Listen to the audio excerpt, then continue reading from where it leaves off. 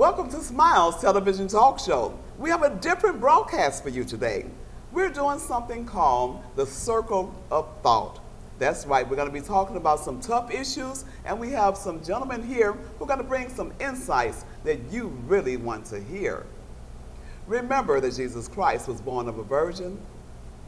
He was crucified and buried and rose on the third day. Confess that with your mouth. Believe it in your heart. Stay tuned for more Smiles. We'll be right back.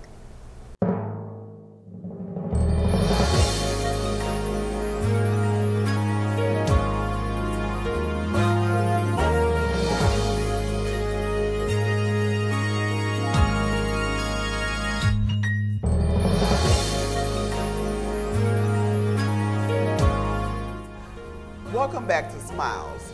This is the Circle of Thought. I'm honored to have with us today two gentlemen who are going to give us some insights into some tough topics today. To my left is Mr. James Ingram, and he's the columnist for the St. Louis American newspaper. To my right is Mr. Percy Harris, and Mr. Harris is the board chair for the Illinois Weatherization Initiative. Percy Harris and James Ingram, thank you. I'm honored to be sitting in between you both. And I know, James, I want to start off with you. We're going to get started right away. First of all, give us a little background on yourself and tell us what are some of your insights into why we're even doing the Circle of Thought. Well, I thank you, and thank you for having me. But I think you said it. I'm a columnist with the St. Louis American. Been writing with them for about 12 years now. Also previously newspaper, and also as a little sideline do some coverage of the St. Louis Rams media-wise. And you know what I would like to see come out of this is hopefully a dialogue not only about local issues, but you know, some national and international issues, and give a perspective from on occasion from the Illinois side of the river. I mean, we're sort of like the stepchilds in the region, the children in the region. You hear a lot of things from a St. Louis perspective, from a county perspective, but very seldom do we get the opportunity to weigh in, particularly as it pertains to a lot of the local radio shows, a lot of the local television shows. So hopefully we can do that right here. That's right, James. And Percy Harris, thank you. Thank you. You know, Percy is a longtime friend. And Percy, tell us a little bit about some of your insights and some of the things that you would like to see happen with this Circle of Thoughts. I think the biggest thing, I do thoroughly agree with James's statement about the show. I want to make sure that people listen to people who are like them, because so many times we have other people talking to us who are not like us, who really don't comprehend the concerns and the feelings and the emotions that we go through on a daily basis, primarily in communities like East St. Louis, Wellston, Ferguson, as a matter of fact, and other communities like that, where the level of poverty is extremely high, the level of crime is high, and you try to figure out, you know, how can we address that? And I think what I try to bring to the table is that viewpoint from a person who has lived it. I was telling you guys earlier about living under martial law in East St. Louis. And a lot of people don't remember that. And that was horrible for me as a child, because I'm basically in my teens and I'm like, what is going on? You know, why am I a prisoner in my home? And so we're getting to that point again when you look at a Ferguson and look at other communities, and I don't hear people talking about that. I don't hear people talking about solutions to the problem. Everybody can pontificate the problem, but where's the solutions? And the solutions are many. And you're making some great points, and back to James, because you were saying something about not having a voice from the Illinois side so much. And you know, East St. Louis, Illinois is a great football town. We have the East St. Louis Flyers, and they're well known all over the world. But speaking of football, you know, I understand you do some things with the Rams. We're going to start off a little light, and then we're going to move into the Ferguson issue. Okay. But let's start off talking about the Rams, if you will, and what's going on. I know last year the Rams had a not so good season, and I think they have their Superman in there this time, Michael Sams. Yeah. You want to call him Superman? I'm not going to put a cape on it. You know, what we're hearing now as this goes to air is, you know, people are going to be saying, "Oh, are you ready for some football?" And I've been covering the Rams for about 13 years now, and I think with all of the unrest in Ferguson, people are ready for some football and any other diversion that they can get. However, I don't know how pleasant of a diversion the Rams football is going to be this season.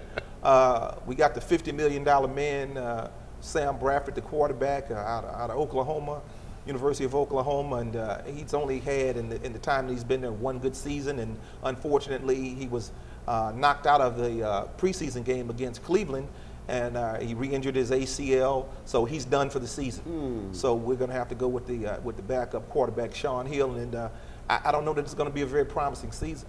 On the other hand, we've got Michael Sams, the first openly gay professional football player in the NFL, and he's actually been playing very well during the preseason, and it would be very difficult, in my opinion. I know they as we tape this, they're going to have a press conference this afternoon. It'd be very difficult for me to imagine him not being on the team. My prediction would be that he would either be on the practice squad or he would be on special teams for the Rams, but I don't see him being cut. So he's making history. Not only for the St. Louis Rams, but for the NFL in general. And you know, I wish him well. You know what? I want to ask Percy a question. What do you think about the fact that he had to come out and he's the first openly gay football player? Is that even necessary? Well, you know, we're living in a different time. There's been gay athletes in sports since the early '60s, even back to the '50s, and it was always in the closet situation. You know, you didn't come out. You didn't even let your players in the locker room know what your lifestyle was like. So, and now that, you know, with the gay rights and everything's moving forward, and gay couples are getting married and all those kinds of things, and it's being legislated now, you know, you accept it. You know, I mean, you're fighting something that's going to be there. You know, and but do you accept it, or do you just acknowledge that it is? I mean, is it a matter of acceptance? You know, do we have to say that we accept this behavior, or what exactly do you think? I don't even know if it needs to be accepted. It's a matter of fact. We came up. You have no idea which some of your teachers who probably were homosexual when you came up, yet they taught you, and you're reasonably educated and an intelligent person. Reasonably so. Yeah, okay. Well, I'm speaking to myself as well. Okay. And you grew up. You don't know what leaders you had. You may have suspected some that may have been homosexual, but who didn't feel comfortable in coming out and saying it. Percy kind of touched on it. NFL, just as the NHL in terms of professional hockey, these are areas where you got a very violent sport. You have very manly men in the locker room. They strut around with their towels on, and they say very macho things, and they do injure each other. So to come out and say that you're a homosexual, openly so, it takes more courage than it takes to do some of the damage that they do on that field. It takes a lot of courage. I guess I had a problem when our president has to make a phone call to say congratulations to somebody. I mean, how many people who are not gay has he called to say congratulations, you stand with your family? You know, I just hate to see that we're promoting such activity, but I understand that we are in a new day, but I just absolutely don't agree with that practice. And a lot of people, the thing is, and I respect you for saying it, a lot of people feel the same way. They're just not going to say it because they don't want to be perceived as not being politically correct. I get it. And I would suspect that there's an element within the Rams locker room, just as there is in the NFL, that NBA. They're not going to accept it. They're not going to be with it. They're going to be people who may not want to shower with Michael Sam. There are people in the NFL on the opposing teams that are going to shout, and you're going to see it if he's allowed to play. They're going to shout racial, not racial, but homophobic things at him, and not so much because they just hate the fact that he's gay, but they want to get in his head. In the same way, when they're on the field and they use racial epithets and they shout expletives at each other, they want to do whatever they have to do to get in the other person's head to throw them off of their game so that they can win. And I don't think the things that he will experience will be personal, it'll be business, and he has to put it in his rearview mirror and go out there and do what he's going to be paid to do, which is to play professional football. Okay. Well, I guess the interesting question I would have, has anybody talked to some of his Mizzou teammates? They were making their great run for Mizzou in the Southeast Conference, which is basically one of the best football conferences in the country right now. He was gay then.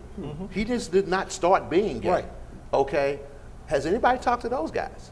I mean, he got a teammate on the team, EJ Gaines. Yeah. Has anybody talked to them and say, how did you guys deal with that? Yeah. How did you guys address that? Yeah, I know You what I've because heard. And we were talking about the St. Louis area and being very prominent in football and what have you. And I just have to wonder what our young men are thinking and what do you think was running through their minds? I think young men, if you're talking to people about people that are younger than Michael Sams, I think they've learned to deal with it because there's so many of the people who they admire in terms of artists who perform and things of that nature that are out there that are gay, you know, the lyrics promote, you know, the tolerance.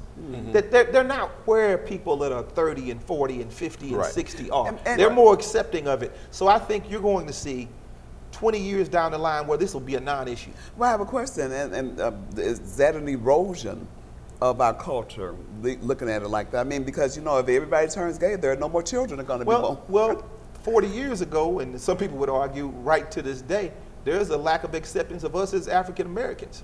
And I don't think to accept us as an erosion of the culture or the values of America. And you know what, I hate that argument too, and I know I don't want to dominate this conversation, but I hate that argument too. There's nowhere in the world you can compare being gay to being African American. That's just an argument that just will not stand. I was just making a point of the erosion, the erosion issue. I'm not comparing it because Right. one could argue that, you know, I don't have to know that you're gay. You can keep that to yourself. You can remain in the closet. You can be successful. You can achieve, Right. and nobody will ever know. And you chose to put yourself in a position to be scrutinized. Whereas if I'm black, it's evident. Right. So I get that part. You know, I've had situations in employment in my past where I had to interview gay people for a job. You know, and you can, you know, you get the feeling about certain people just in conversation and stuff. But I could not let that cloud the fact that I'm hiring this person for their skills. It's a very difficult thing we deal with. I think when you look at African Americans in this country, we can't hide in the closet. There's no way to hide in the closet. I mean, we're out there, and we have to be accepted. We're a part of this system. You're going to accept us. You know, there is no denying us. But with gay people, we tend to look that way. Right. And, you know. Okay, and as far as the Rams, let's get back to the Rams team itself. What other positive sides do you see with the Rams? What else can we expect? They have a very young team. I think a lot of the players, you know, have Tavon Austin. A lot of players have have potential to be outstanding breakout players, but they're just the pieces are missing. They've never had stability at that quarterback position since they really made their Super Bowl run. Right. Mark Bolger, they just busted him to pieces, and he eventually had to exit. And they just haven't had that stability. I think the hope was that Jeff Fisher would be a stabilizing force, make a lot better and informed decisions in terms of their draft picks, and it would ultimately lead the Rams to this the place that we're talking about. Unfortunately, you just haven't had that the stability with Sam Bradford. With the exception of his first season, he's played partial seasons. He's had different offensive schemes that he has to become accustomed to. And this would have been the year where he would come in. He already knows offensive scheme. He wouldn't have to learn it. He had a repaired ACL. Hopefully he was going to be fresh. It was a lot of promise. And now we're back to when we made the Super Bowl run that season, when you had Trent Green knocked out and you had Dick Vermeil crying and saying, we're going to be behind Kurt Warner and we will play good football. Right. The only difference is they had Marshall Faulk back then, Right. they had Isaac Bruce, they had Torrey Holt, they had all of these veterans who they were able to put in place that could put that season together that they had in 1999 and 2000. Yeah, Let's I shift agree gears. 100%. Let's shift gears, Percy, a little bit. We've had some really dramatic occurrences to happen in the St. Louis metropolitan area, especially on August 9th, I think is when Michael Brown was shot down by the police officer. Give us your thoughts on, your general thoughts, and we'll get into a little bit I've more had a detail. lot of my friends on Facebook contact me. I've had people call me asking me what did I think. And I told everybody, I say, really, I don't have a thought. I mean, it's a very tragic situation. I mean, for a parent to bury it, I couldn't imagine burying my daughter. There's no way to fathom what I would have to go through to do that. And when you look at the way things transpired, I think is my concern. You know, you keep hearing the audio of all the gunshots and the different witnesses who say this is what happened, this is what happened, and the stories are being so conflicted. I want to see the video that saw it from beginning to end. Because like we were talking, that's something the missing probably video. like that probably And, does exist. well, they said they had a video, but it has never been posted anywhere. So I don't know if that's something the grand jury is looking at right now. I hope it is. And I hope it is. Yeah. Because if you don't indict this officer, you haven't seen outrage yet. Well, well, let me ask you this, James, and you can piggyback on what Percy's saying. But what about those who would say that we don't have all the evidence? It's, you know, you just don't know yet. Can you even justify shooting somebody 6 times? You know, who was not armed anyway? I think that invalidates our history as black people in America when we look at the history of sundown towns and areas in which black people, my grandfather, my father and myself have historically known that we can't drive through at certain times, that they have a history of harassing, profiling, and humiliating, if not assaulting and killing black people. I'm not going to dismiss my history so casually. Black folks knew about Ferguson before Ferguson happened. This is one of these places where I very deliberately drive slowly through before this incident happened. You know that the police have a history of doing these things. They just didn't have a history of the killing. You know, and we're not immune from this sort of thing on the Illinois side either. If we look back in the 90s on 60 Minutes, when we had a mayor of Belleville who was on TV defending the goon squad that the police chief, I believe his name was Hearst, had in place that would harass East St. Louis motorists as they drove up into Belleville. So this stuff exists, it's ongoing. Any group of black men, if you go to any black barbershop around America, sit around and talk about horror stories in which they've driven through communities like Ferguson, been harassed, been pulled over, made it out by the skin of their teeth, and fortunately made it home to their families. So I was not at all surprised at what happened to Michael Brown when the autopsy report was revealed, and you're looking at 6 shots, 2 head shots, 1 in the top of the head. I mean, really? Does it take that much to put down an individual? And if this guy's 6'3", 6'4", and he gets shot in the head, that means he had to be on his knees. If he gets shot in the hand, that means his hands were up. Well, I mean, you don't have to be a forensic genius to figure this stuff out. Right. Let's flip this around a little bit because honestly, I agree with everything you just said. Let's flip it, however. Let's look at it from a perspective, if we can, from a police officer. Or can we even look at it that way and say? I think 30 years from now we can. Now you can't, because the police have been given carte blanche to enforce the law. I mean, you got all these states that have the stand your ground law now. What is that? So that means if James approaches me on the street and I feel threatened, I can kill him and get off. That's not right. You know, the laws have to adjust themselves to the people that you're dealing with. When you look at Ferguson, you look at the majority of Ferguson is minority, okay? But you look at their city council. Out of the 5 city council members, 4 of them are white. The mayor's white. The majority of the police force is white. And I know what James is talking about. I drive slowly through Belleville and Ferguson because you know, as a black person, especially a black male, you will get stopped. Let me ask you this. Are we responsible as African-American parents or as parents, period, to teach our children a little bit of respect? And not saying that this gentleman didn't have that, because we don't know how he talked with the officer or not. But let's ask this. I want to ask, are we responsible for teaching our children to respect authority? The short answer is yes. I called my nephew down in Oklahoma City. He's about the same size as Michael Brown was. Big kid, very humble, very quiet kid, smart kid, gets good grades, works a part-time job, does all the things that you would want your child to do. And I had a long discussion with him about, I know you've been watching these events on Ferguson. If you are pulled over, make sure that if it's at nighttime, put your dome light on. Get your license out before they come to the window. Put your hands up on the steering wheel where they can see them. Be respectful, no officer, yes officer. Be very cordial in terms of how you greet them. I know he'd do it anyway, but I wanted to reinforce that. But let me say this. We have a tendency to try to say or try to purport that black people have to be doing something wrong to be treated this way. When Martin Luther King Jr. was assassinated on that balcony in Memphis, he had a suit on. When John Lewis was beat down on that Edmund Pettus Bridge, he had a suit and a trench coat on. When Skip Gates, the Harvard professor, was harassed by police up in Cambridge, Massachusetts, he had a suit on, and he's a Harvard professor. So this respectability, even when we show it, when we display it, when we live it, doesn't exempt us from being the victims of police brutality and abuse of authority. Well, and abuse of authority, and that's where I was headed. Percy, let me ask you this, because we know that there is an issue with white police cops and our young black men, or even older black men.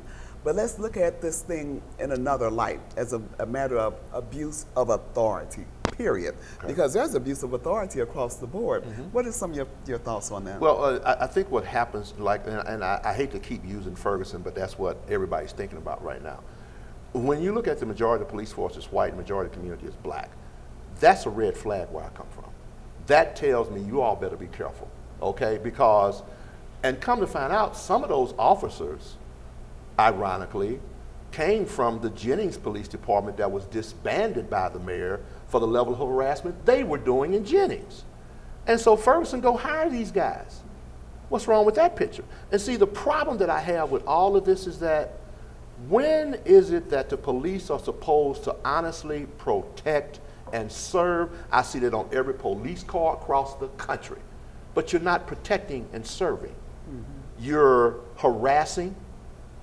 You're pushing people to the brink of giving you a reason, quote unquote, okay? Michael Brown did not give that officer a reason to kill him. He may have given him a reason to stop him, question him, but he did not give him a reason to kill him. I don't care what anybody says to me, you can never make me believe that part, because he did not have a weapon. The rule of thumb has always been in this country, you cannot kill a person that is unarmed. It is illegal. That's called murder. It's assassination. If somebody walked in here and shot all three of us now and walked out that door, they just murdered us. We didn't do anything to them, and that's what's wrong with the law. Nobody's reading the law. How can they get tanks and I mean, automatic weapons? Well, they say, well, the gang members got them. Was there a gang out there? I didn't see the Crips. I didn't see the Bloods. I didn't see a gang. I saw a bunch of black people trying to figure out what is going on in my community. Speaking of the law, what about dash cameras?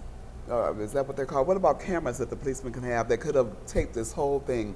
What are your thoughts on that, James? Well, given my skepticism about many of the rogue cops that exist, and I'm going to say that. I'm going to say this: there are good cops out there, but there's some rogue cops. We need to acknowledge those. We know everybody always says we got some good cops. What about these rogue cops?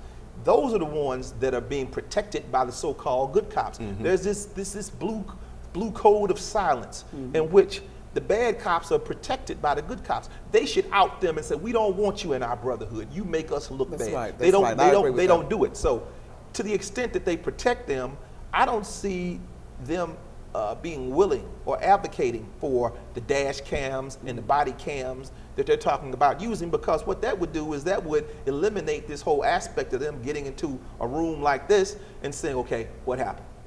Okay, you messed up. Okay, but this is how we're going to write it up. And they changed the narrative. They changed the report to reflect justice, so that it looks like they did what they were supposed to do as police officers, instead of acknowledging we messed up, we abused our authority. And I think that's a preponderance of evidence around the country in which you see this bad stuff happening. Right prior to the incident in Ferguson, you had a homeless woman being pounded by a police officer on the side of a highway. You had Eric Garner up in New York who had his life choked away because he was selling loose cigarettes. I mean, none of this stuff, as Percy was mentioning, none of this gives police officers a justification to execute you. You can lock me up. You can read me my rights. You can tell me that I don't have tax stamps on these cigarettes. You can do all that. And then there's a process that plays out after that. But it does not give you the right to take my life. Abuse of authority, and I think that's where we are. I think, of course, we have some black-white issues that we really don't want to pay attention to as a country, but we definitely have abuse of authority across the board. And I'm wondering, do they, the police officers do go through certain testing and things like that. So should some new laws be put into place in terms of who can become a police officer? It goes back to the basic foundation of the problem. Who's writing the laws? Not us. Not us. Okay? We're not writing laws because we're not the city council of Ferguson. That's who write those laws for Ferguson. Okay? And when you adopt laws, you have to have input for that.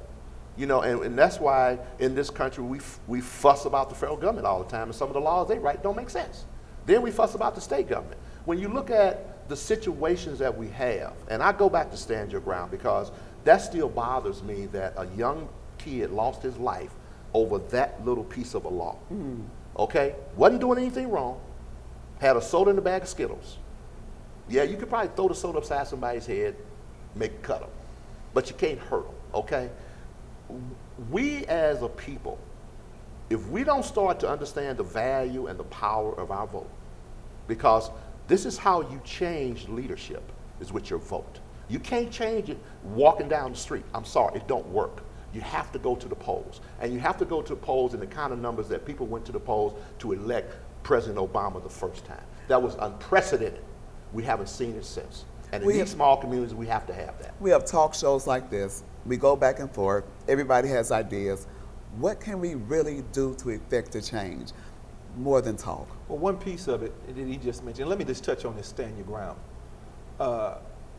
There's a new issue on the newsstands of an interview with U.S. Attorney Eric Holder, in which he addresses this Stand Your Ground business. And he says that there is no need for Stand Your Ground laws, first of all, because there is a legal precedent that says that what one does is, if you feel that you are threatened, your first obligation is to flee.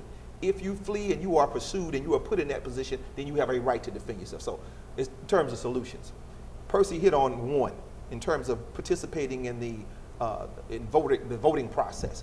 You have to elect people who reflect your interests and who advocate for you. That's what people in Ferguson are doing. That's what many black people around America are doing. They had a piece in the Post-Dispatch that said out of balance. It was last Sunday's paper. And it showed that with the exception of the University City municipality, most areas where the majority are black, the majority of leadership is white.